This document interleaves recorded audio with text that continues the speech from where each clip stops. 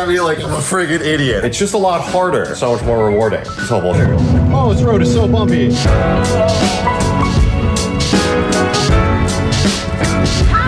Well, finally happened. The 360 has left me stranded. Yes, I knew this was gonna happen. But honestly, I've been pushing my luck because this has happened to me quite a few times in the last couple of weeks, but I've gotten out of it. The 360 has been having some immobilizer issues, as you guys may have seen. If you saw the DDE video a couple weeks ago, we went out to eat, the car wouldn't start because the key wouldn't beat. Oh shit! Oh shoot! Oh no! Shut up, mobilizer remote's not working. Damon just kept clicking the key and eventually it worked. That weekend, I went to a meet at Position Advance down in Costa Mesa, and when I went to go leave, the car wouldn't start for over an hour. So basically, in the frunk, which I never put back together, there is a horn. Right here is the alarm for the siren. The board on that goes bad. Current can't go through the board to the immobilizer, so then the immobilizer can't shut off. At Position Advance, we pulled all this crap apart, discovered some absolutely disgusting duct tape situation here, which is just more par for the course of this car. And we unplugged it and the car fired right up. So I thought problem was solved. Drove out here, now the car won't start again, and it's been over an hour, so I don't know what it is. So I spoke to 360 Trev again, and luckily you can do one thing that's very easy, which is defeat the immobilizer when we do the tune. He has to send down some equipment from Senica.gi up in Bay Area. They do all the tunes in the United States. So they're gonna send me some equipment and then we'll be able to do this. But for now, I gotta get this thing home, and then I guess we'll do some other maintenance to it.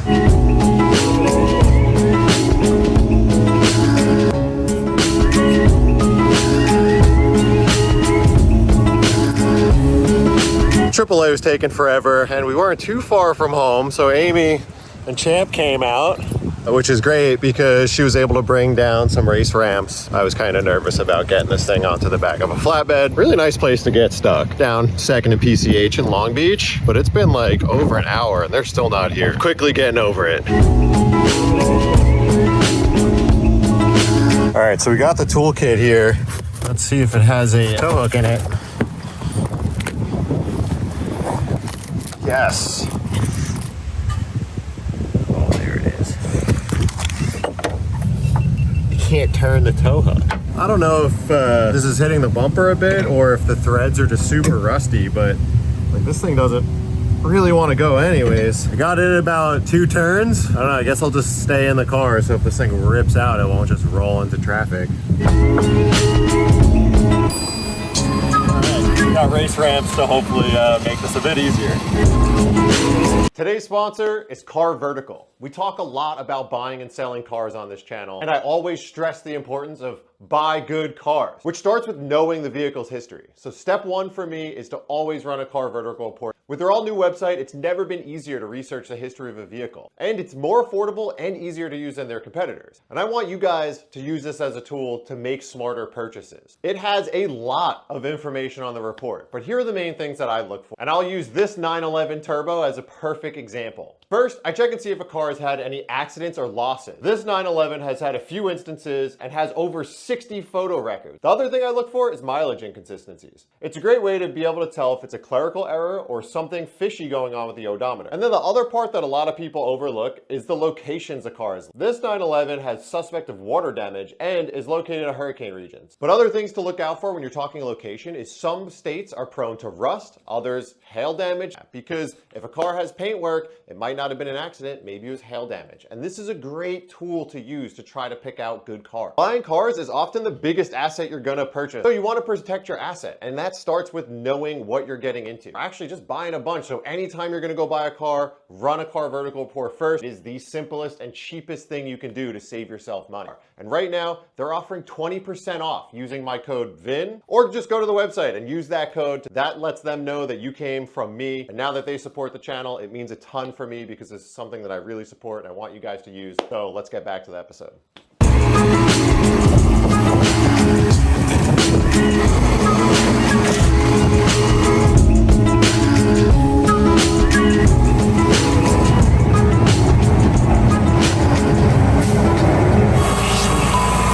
All right, we got the 360 home, but one problem is it's in the street and I can't get it into my driveway on my own because it is uphill. So I'm gonna go shuffle some cars around, and hopefully by the time that I get done with that, maybe the 360 will start, because I feel like it's a heat thing and the car's been sitting for a couple hours when the tow truck showed up. I don't know, hopefully it'll start, because otherwise I gotta work on it in the street and there's no shade out there and it's a million degrees. I really don't wanna do that.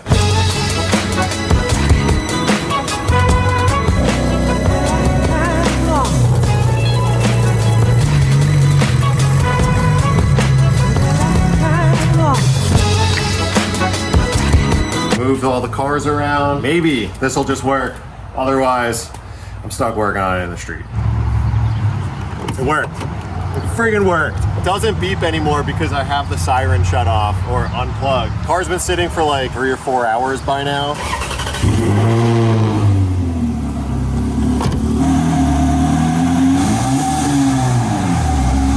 Really dumb theory. Every time I start this car in the garage, it works. It's probably temperature based. I don't know. Can the frequency of like the garage door opener and shit affect the key fob somehow? I don't know. Amy's looking at me like I'm a friggin' idiot. How dumb is that? Is it the 5G? Is it the 5G chip? 5G. Oh my God. I'm really happy it started. I didn't want to do this in the street. While we were waiting for AAA to show up, I spoke with 360 Trev again. I ordered all the stuff to delete the immobilizers and tune the car. So that should be here in the next couple of days. So in the meantime, we're gonna do something that I've been putting off forever. Got a couple parts, so while it's down and I have nothing to do, might as well fix some stuff. And subject number one, we're gonna do some motor mounts. The exhaust sits really low. This is actually a telltale sign on the 360 that your motor mounts are bad. Look how low that is. That is adjusted all the way up. And actually someone who follows me on Instagram reached out and said that they had this car pre-purchase inspected. The motor mounts are fully collapsed. I have new motor mounts. We're gonna throw those in, do an oil change, address some other issues. Let's jump into that.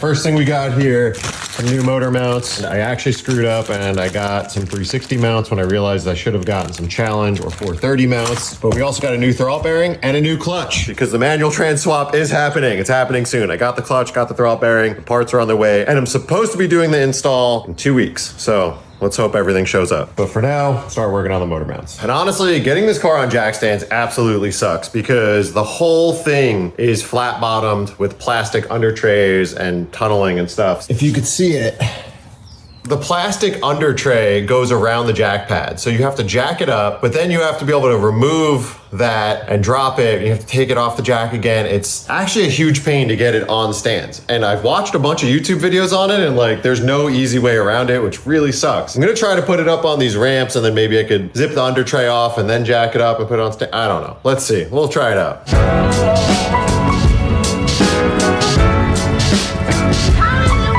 Got the car on the ramps, but I don't think that's gonna be high enough to work. If I get the under paneling off, I could jack it up and put on jack stands a bit higher. So many bolts.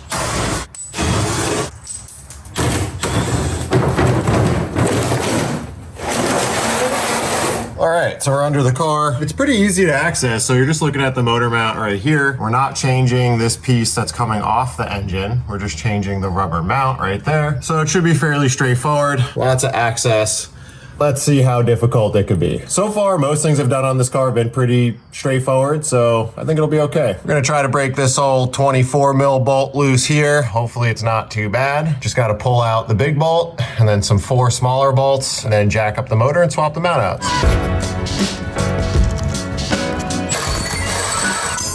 Not too bad. So now all we got left are these 4 bolts right here, and then we should jack up the motor and be able to pull out the mount.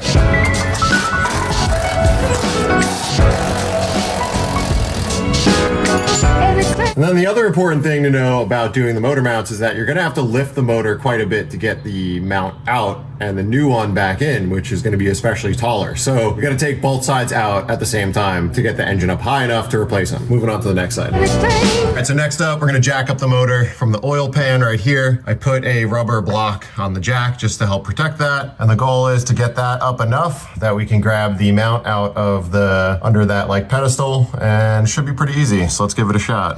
Okay. So we got the old motor mount out, and here's a new motor mount. And honestly, I don't think it looks that bad. I mean, it's definitely smushed down a bit, but people were saying that when they're done, that this rubber right here will sit on the metal. I don't know. I think sometimes Ferrari people could just be a little bit of complainers, because this looks fine in my opinion, but I don't know, we'll see. We're still gonna swap them out because we're in here, and it's honestly been pretty straightforward, so it's fine, but I was expecting to see something way worse. And that's the new one in. This was actually very, very simple. I hope these mounts were destroyed. Be nice to get a little bit of improvement here. Overall, I mean, at least it was easy to do. Might as well do an oil change while I'm down here. I don't know when the last one was done. I wanna go beat the hell out of this thing. So I'll tighten this up, run over to O'Reilly, grab some Pennzoil, and finish this up.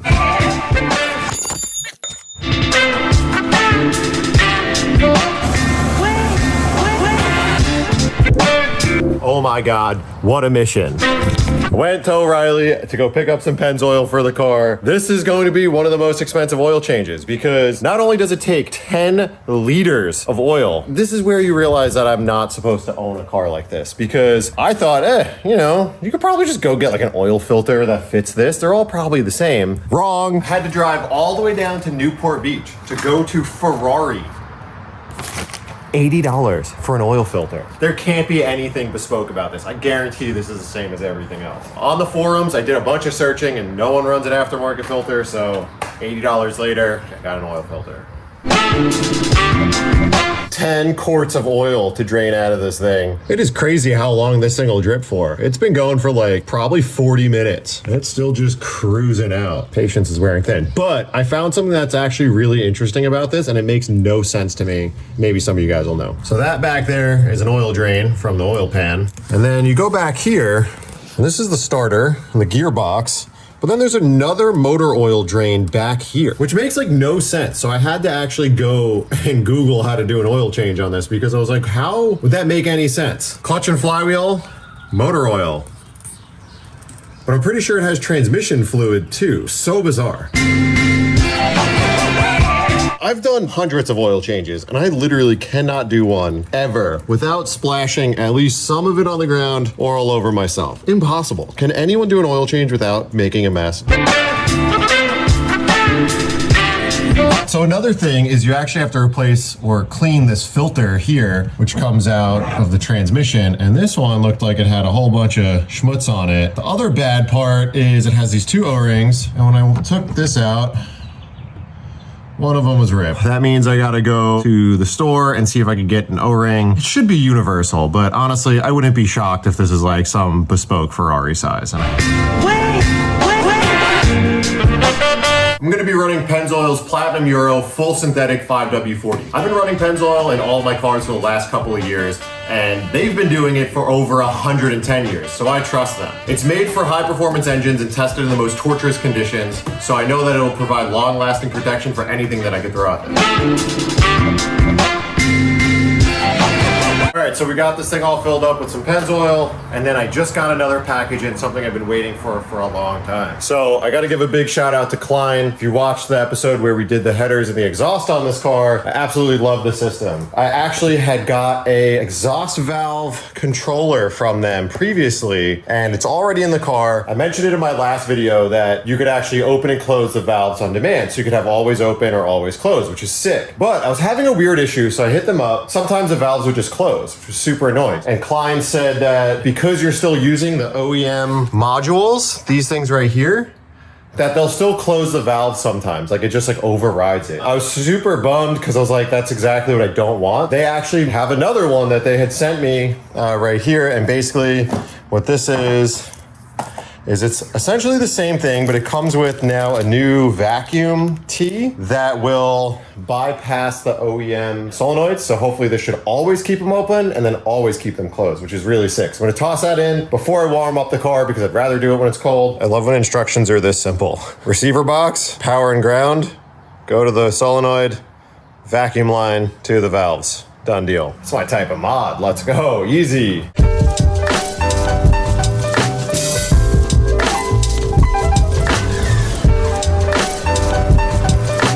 All right, so we got the exhaust controller in, we got it tucked back there. It was really simple. All we had to do was a power, a ground, and then we're gonna mount this solenoid right here to the cover that goes here. And it was just kind of run the vacuum line from a main source through the solenoid, and then we tee off of this into one valve here, one valve there, and then it should work with this Bluetooth button that actually just goes right into the 12 valve cigarette lighter.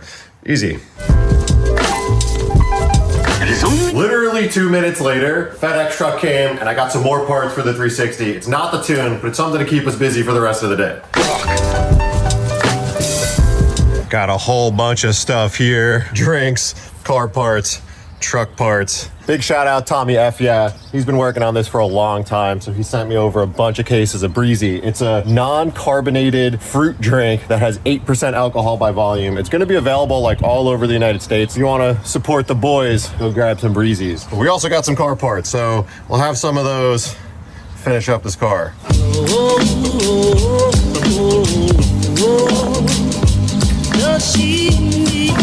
A lot of you guys commented in my first video saying that I needed new brakes, so I grabbed a set of Giro disc rotors for it. And these things are sick. It's the same rotors I have on the GT3 RS. Mike over there actually has a 360. He's been watching the content, so when I reached out, I figured I'd get a set of these, and he actually told me something pretty crazy, which is, you see that part number right there?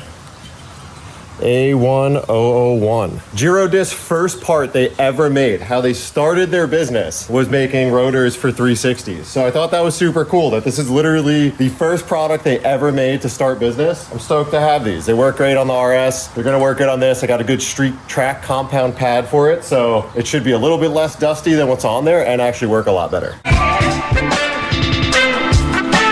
So we were able to see that these rotors are pretty toasted. They're all grooved up, minimal meat on them. It's about time that we get them changed. I did learn one interesting thing about brake rotors while doing this whole thing. I figured not a lot of people know. Let me explain. So more often than not, on a slotted rotor, people think that these are actually either just scooping or venting out air. While that is kind of the case, the reason why they go a certain direction is not that. If you look at the rotor inside here, the internal vanes are actually directional, right? And these are going to be evacuating heat from the center of the rotor. The slots would make the rotor weaker. The internal vanes are going this way. And if the slots followed those, it would make the rotor weaker. So they're actually traversing the internal vanes here, help give the rotor some strength and durability. I thought that that was really cool because a lot of times you would see some cars that had slotted rotors going one way and some rotors having slotted vents going the other way, and it didn't really make any sense. Until I spoke to Mike and he explained that, I was like, oh, okay, that finally makes some sense on why you would see conflicting directions on some rotors.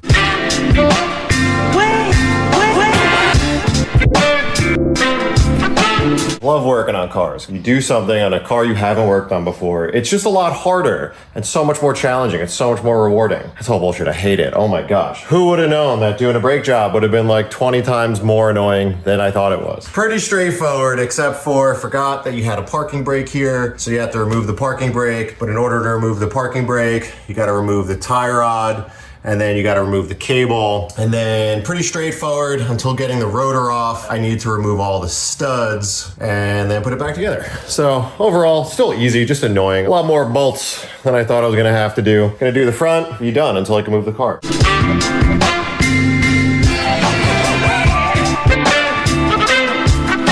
I deserve one of these. Tomorrow, the Tune and the TCU show up, so we can finally get this thing back on the road and start driving.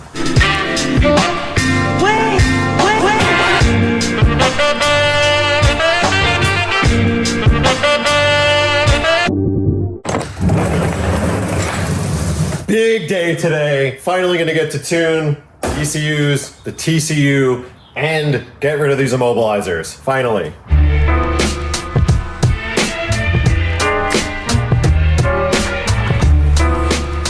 It's here.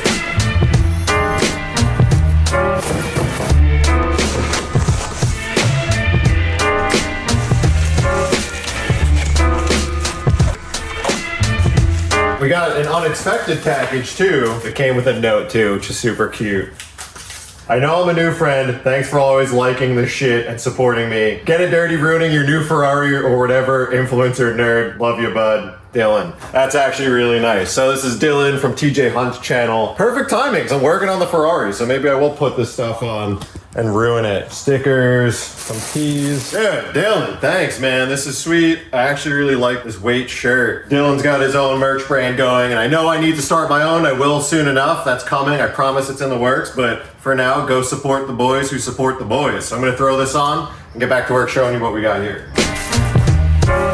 Let me show you what we got. This is an ice pack from 360 Trev. We got this and all this stuff that I have no idea how to use. But luckily, I'm gonna get on the call with Sam in just a few minutes here, and he's gonna walk me through how to bench flash these ECUs, which means that we have to pull them out first. So one cool thing about the Ferrari 360 is that it has a battery quick disconnect in the front. Just right here, and you just take this knob and you turn it. There we go. And that turns off the battery, which is super cool. So I'm not actually sure why we don't flash it through the OBD2 port. I think it's to prevent anything happening. They recommend bench flashing these. So we're gonna pull them out, and I'm sure Sam will explain more why later. Looks pretty easy. All we gotta do, 2 ECUs, 1 on each side. We just gotta pop off these panels and we'll pull them out. Should be super simple. I think that's it right there. Okay, it's got stuff mounted to it and some big plugs. So pull that out, get on to flashing. There it is. ECU. It's also super important that you label these driver and passenger side because I guess they look identical, so you don't want to get them mixed up. So we're gonna do that, pull out the driver side one, and we'll get on this phone call.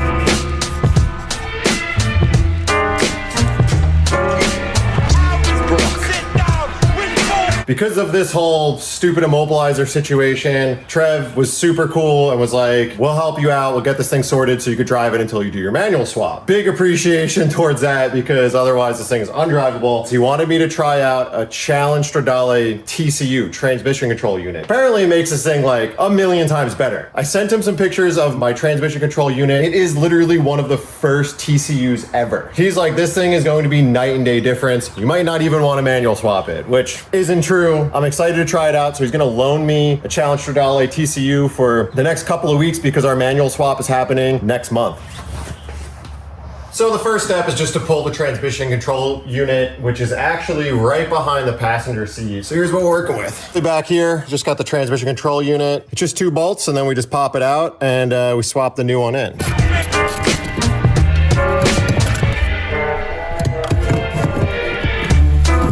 So we got it back in, got that panel back in, but I think this is gonna make an incredibly huge improvement over the stock TCU. So here's the setup. We got the computer shipped in from 360 Trev. We've got it plugged in, and then you route these wires to jumper cables that are plugged into the battery inside. And then here is where we connect each of the ECUs, and then they program it remotely. You jump on a call with Sam and Trev. They pretty much walk you through it, turn the power on and off a couple of times. They read the ECUs, and then they program the ECUs. You pop them back in, you start the car, and then you go through and just kind of do some procedures. So super easy, and honestly, I can't wait to drive this thing. So the engine tune isn't all about horsepower. Trev does a lot of remapping of the motor to kind of wake this thing up in all different ways. One of the things he does, he calls instant torque, which sharpens up the throttle mapping, and he claims makes a huge difference in just drivability. But he also plays around with cam timing and all the other stuff that you do in tunes to optimize power. So the last thing we got to do is just pop these side panels in, and then we're going to go talk about the thing that I'm also very excited about, which is the Challenge Stradale TCU. Challenge Stradale transmission control unit. And what that's gonna do is completely change the car. This TCU was from a 99. It was one of the first ones ever offered in a 360. And this is a super early production model. So it's horrible. It feels like a blend between a single clutch gearbox and a like slush box torque converter automatic. It's so bad. They say this is going to transform the car. I'm super excited. But beyond that, this car is having all those problems with falling into neutral. So in between shifts, sometimes they'll just go into neutral randomly, which was really annoying. I got this little dongle off of Amazon, and Sam walked me through everything to reprogram the transmission. So it relearned all the gears. We set clutch wear, clutch position, and all sorts of other stuff to make this thing actually shift better. So I'm so excited to try it out.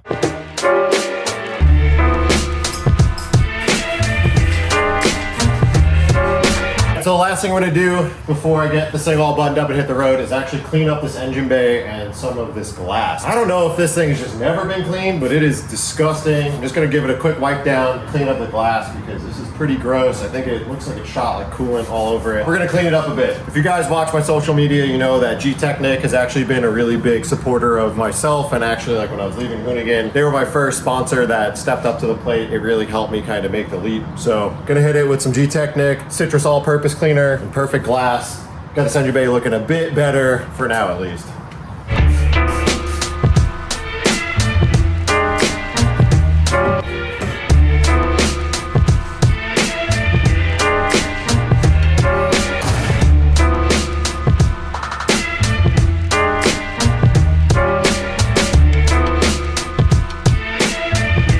First drive after a bunch of upgrades to the 360. First off, motor mounts make the car feel a lot smoother. I no longer feel the vibration coming through the cabin. Even though the old ones didn't really look that collapsed, they must have been bad because at idle, this thing would shake really bad and vibrate a ton for factory motor mounts. I figured that wasn't right. So it's a lot smoother, so that's good. The thing I'm most excited to try out, this 360 Trev tune and the Challenge Stradale TCU. And right off the bat, I mean, the shifts are much more assertive, but the one thing I noticed right away is Sam helped me adjust the clutch pickup point on the car. Now instead of riding the clutch all the way out on takeoff, it really grabs a lot more what would be like closer to the ground, so it has a quicker engagement, which is weird to talk about for essentially an automatic, but being that this is a single clutch manual gearbox shifted automatically, so it changes essentially the clutch pickup point, and that helps tremendously right off the bat. And on the upshifts, I used to lift to shift on all of my upshift, otherwise it would almost feel like it shifted slower. But now if you just keep your foot where it is when you're driving, the shifts are really smooth, they make sense, it feels much more intuitive, like it really feels like how I'd imagine it should. Watch this take off. It just grabs right there. No more crazy clutch ride, and we're going uphill right now. Other thing that's nice is the exhaust valve controller seems to function like I've intended it to, which is great, so we can turn this thing on now. Just makes me so happy. The sound of this car is just incredible.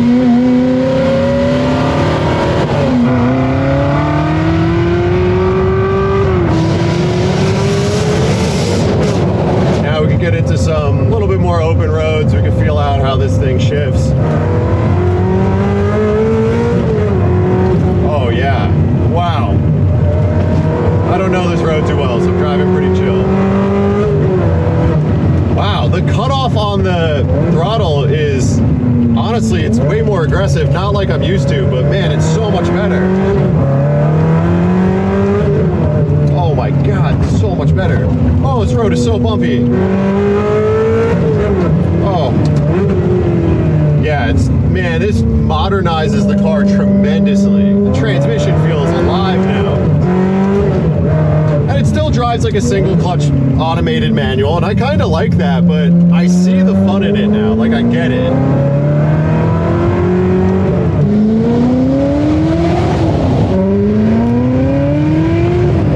Giro disc brakes feel good. Still, the pads are not loud, but they have a nice amount of progressive braking power. I hate when pads have too much initial bite.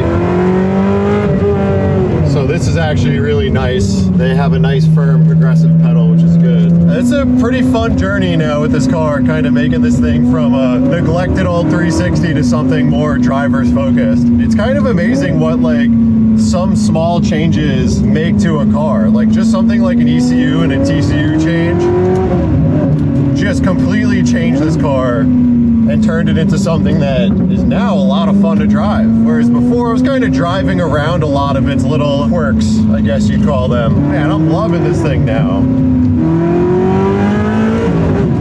Woo! Dude, this thing sounds sick now too.